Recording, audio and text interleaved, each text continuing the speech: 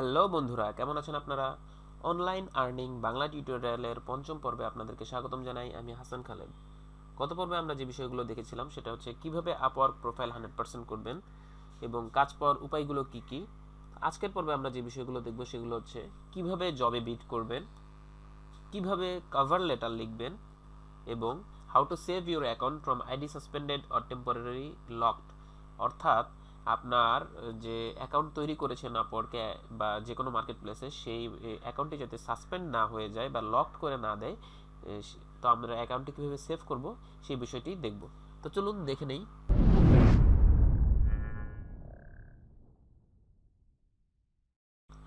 তো কিভাবে জবে বিট করবেন? জবে বিট করার জন্য আমাদের যে বিষয়গুলো খেয়াল রাখতে হবে সেগুলো হচ্ছে বিট করার পূর্বে প্রজেক্টটি ভালোভাবে বুঝতে চেষ্টা করুন। যদি বুঝতে পারেন কাজটি আপনি সঠিকভাবে সম্পন্ন করতে পারবেন, তবেই বিট করুন। ক্লায়েন্টের চাহিদা বোঝার চেষ্টা করুন, কাজটি দ্রুত চাচ্ছে কিনা সেটা খেয়াল করুন, কারণ নির্ধারিত সময়ে কাজ করতে না পারা আপনার জন্য খারাপ ফিডব্যাকের কারণ হতে পারে। বিট করার সময় কাজটি সম্পন্ন করতে কেমন সময় লাগবে সেটা উল্লেখ করুন।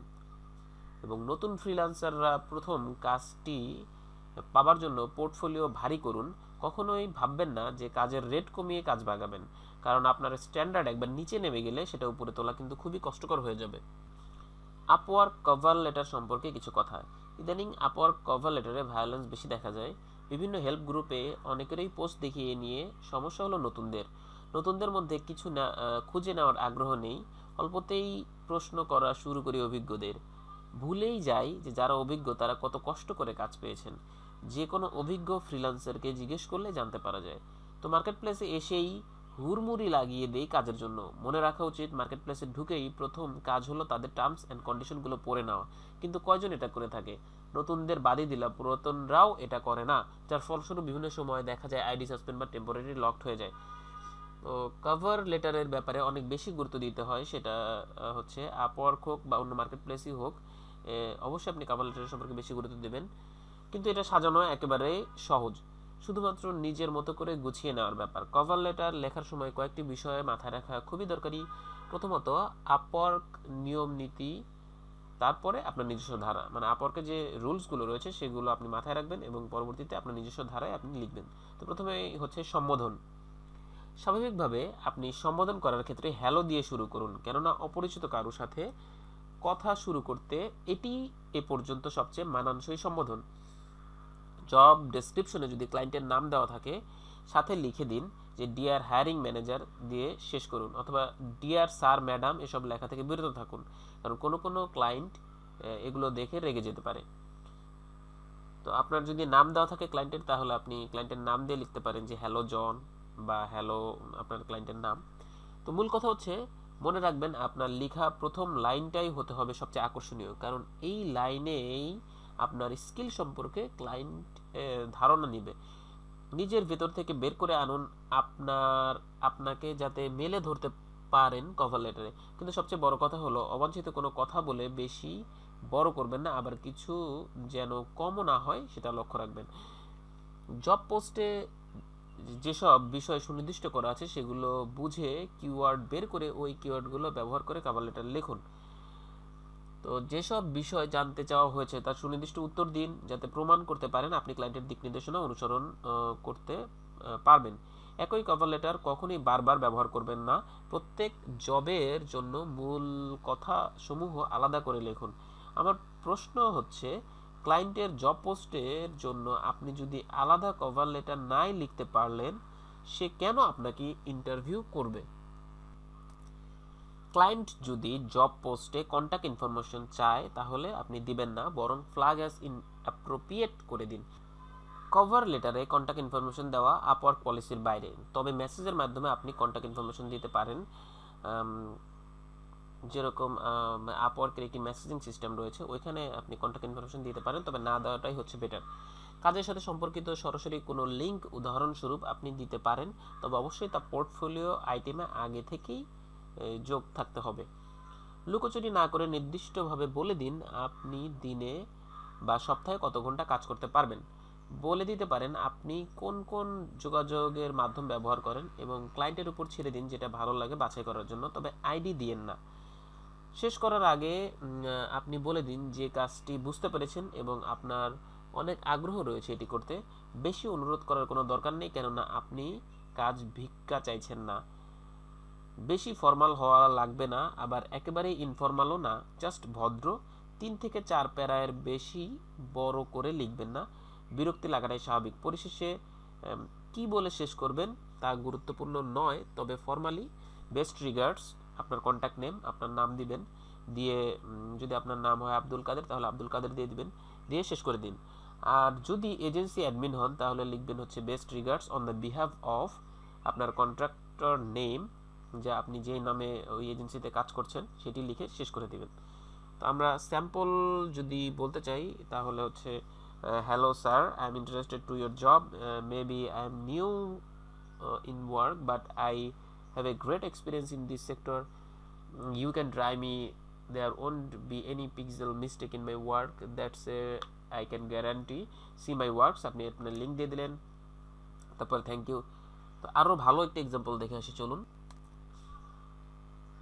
আপনি যদি ওয়ার্ডপ্রেস নিয়ে কাজ করেন বা ওয়ার্ডপ্রেস বা থিম ডেভেলপার হন তাহলে আপনার কভার লেটারটি এরকম হতে পারে, হ্যালো বা hi, I am an expert WordPress theme developer with 5 out of 5 feedback. অর্থাৎ আপনি যদি নতুন হন তাহলে লিখবেন যে আমি নতুন, আর যদি আপনার একটি কাজ করা হয়ে থাকে তাহলে আপনি লিখে দেন যে আপনি 5-এ 5 স্টার ফিডব্যাক পেয়েছেন। তারপর লিখবেন হচ্ছে I have completed several projects in Upwork, if you hire me I will give you the best result বা best quality of work. So I am ready to work in your comfortable time zone. If you need, I am also ready to work right now. Please have a look at my previous clients feedback to know about my skills. Here is my online portfolio, আপনি আপনার পোর্টফোলিওর লিংকটি দিয়ে দিবেন এখন। Please have a look at this and select me to do the job বা to do your job. তারপরে লিখবেন আপনার লিঙ্কটি দিয়ে দিবেন এখানে, আমি যে লিখেছি এখানে হচ্ছে your link, your URL link here, আপনি এখানে আপনার পোর্টফোলিওর লিঙ্কটি দিয়ে দিবেন, যেখানে আপনি হয়তো লোগো ডিজাইন আপলোড করে রাখছেন, বা আপনি যদি ওয়েব ডিজাইনার হন আপনি ওয়েবসাইটের লিঙ্ক দিয়ে দিবেন, আপনার একটি স্যাম্পল ওয়েবসাইট থাকবে। তো তারপর হচ্ছে লিখবেন হচ্ছে waiting for your response, regards, আপনার নাম দিয়ে দিবেন, এখানে আমি আমার নাম দিয়েছি Hasan Khaled.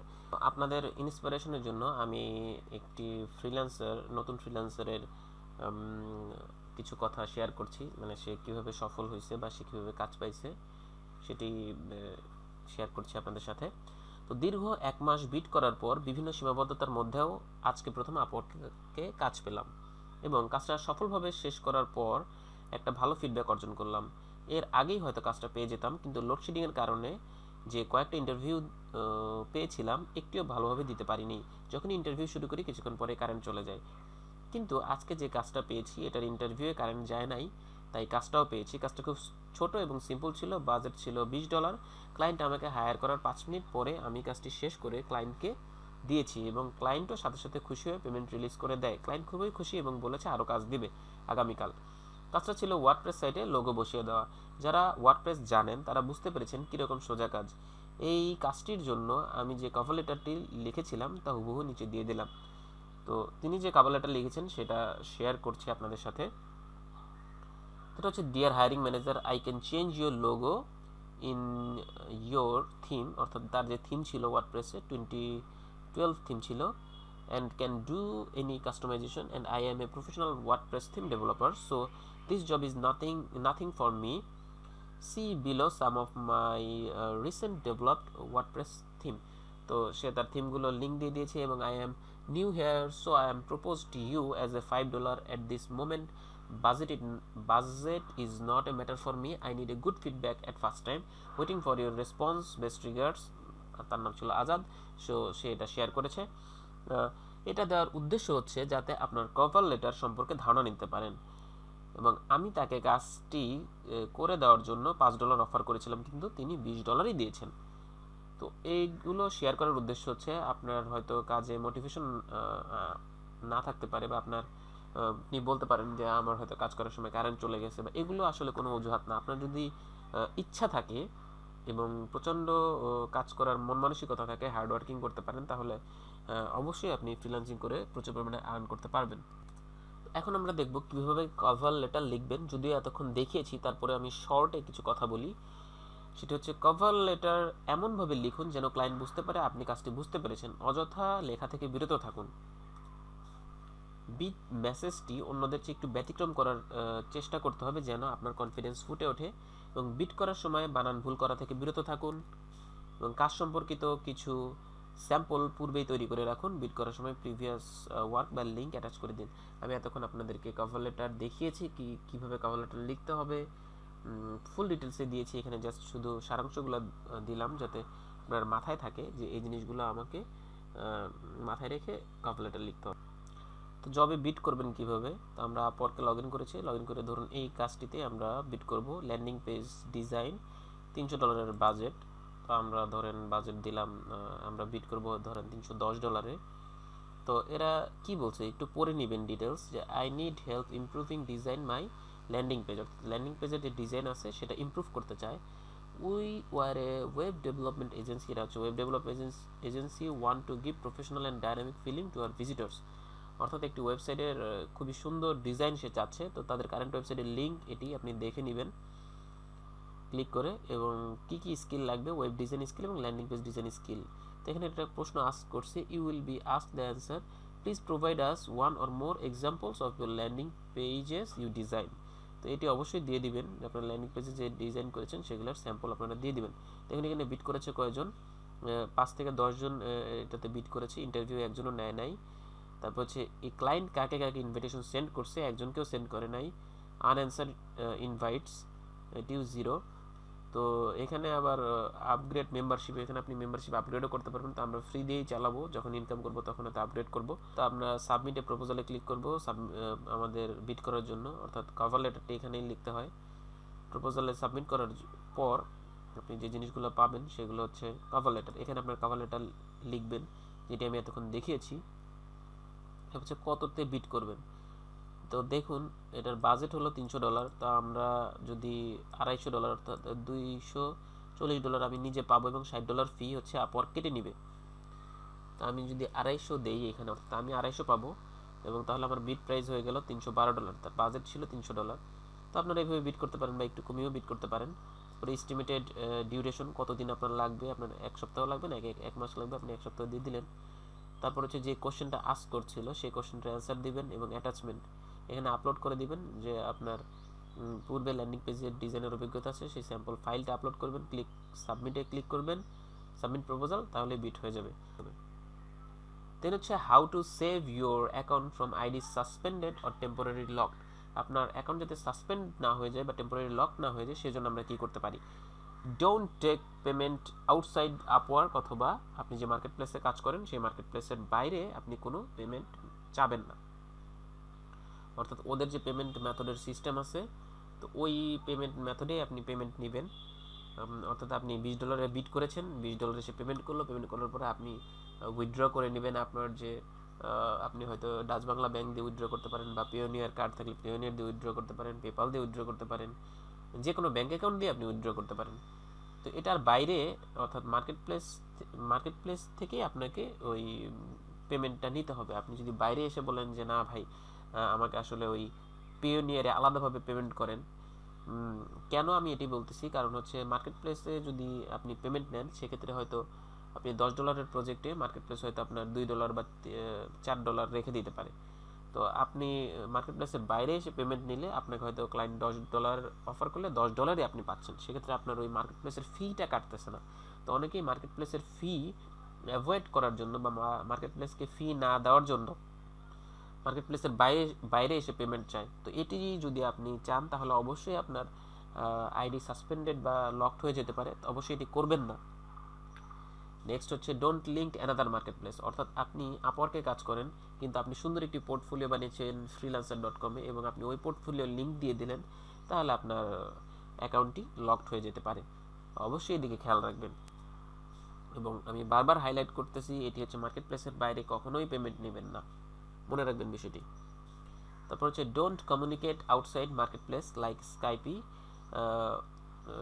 Like fibre is so much restricted about that. অর্থাৎ আপনি মার্কেট প্লেসের যে কমিউনিকেশন সিস্টেম আছে, যে মেসেজিং সিস্টেমগুলো আছে, ওগুলোর মাধ্যমেই আপনি মেসেজ দিয়ে ক্লায়েন্টের সাথে কমিউনিকেট করবেন। এবং বাইরে যে কমিউনিকেট করবেন না বা স্কাইপের যে আপনার অ্যাকাউন্ট নেম বা ইউজার নেম আছে ওগুলো শেয়ার করবেন না ওই মেসেজে। তো ফাইবার এদিক দিয়ে খুবই রেস্ট্রিক্টেড, আপনার অ্যাকাউন্ট ব্লক করে দিতে পারে। তারপর হচ্ছে read all terms and condition about the market place. আপনি মার্কেট প্লেসে কাজ করতে নামতেছেন এবং মার্কেট প্লেসের রুলস জানেন না, টার্মস কন্ডিশন জানেন না, তাহলে তো আপনার অ্যাকাউন্ট ব্যান্ড হয়ে যাওয়াটাই স্বাভাবিক। তো অবশ্যই কষ্ট করে আপনারা যে মার্কেট প্লেসে কাজ করেন সেই মার্কেট প্লেসের টার্মস এবং কন্ডিশনগুলো পড়ে নেবেন। আপওয়ার্ক হলে আপওয়ার্ক, ফাইবার, ফ্রিল্যান্সার বা যেটিতে কাজ করেন অবশ্যই টার্মস অ্যান্ড কন্ডিশনগুলো পড়ে নেবেন। আমরা পরবর্তী টিউটোরিয়ালে যে বিষয়গুলো দেখব বা যেগুলো থাকছে সেগুলো হচ্ছে ফাইবার এবং আপওয়ার্ক ইন ডিটেলস, এবং ফাইবার এবং পিপল পার আওয়ারে কাজ পাওয়ার উপায়গুলো কী কী। ভিডিওটি আপনাদের কেমন লাগলো অবশ্যই কমেন্ট করে জানাবেন এবং অবশ্যই সাবস্ক্রাইব করতে ভুলবেন না, কারণ সাবস্ক্রাইব না করলে আপনি পরবর্তীতে নতুন টিউটোরিয়াল আসলে আপনি নোটিফিকেশন পাবেন না। তো সাবস্ক্রাইব করার জন্য আপনাকে যেটি করতে হবে, ভিডিওর নিচে দেখুন লাল রঙের একটি সাবস্ক্রাইব লেখা বাটন আছে, সেটিতে ক্লিক করুন, তাহলে সাবস্ক্রাইব হয়ে যাবেন। এবং কোনো হেল্পের জন্য অবশ্যই আমাদের ফেসবুক গ্রুপে পোস্ট করুন এবং ফেসবুক পেজে লাইক দিয়ে অ্যাক্টিভ থাকুন, ওখানে নিয়মিত আপডেট পাবেন। তো লিঙ্ক পাবেন ডেসক্রিপশনে। এবং পরবর্তী ভিডিও টিউটোরিয়াল দেখার আমন্ত্রণ জানিয়ে আজ এখানে শেষ করছি। আল্লাহ হাফেজ।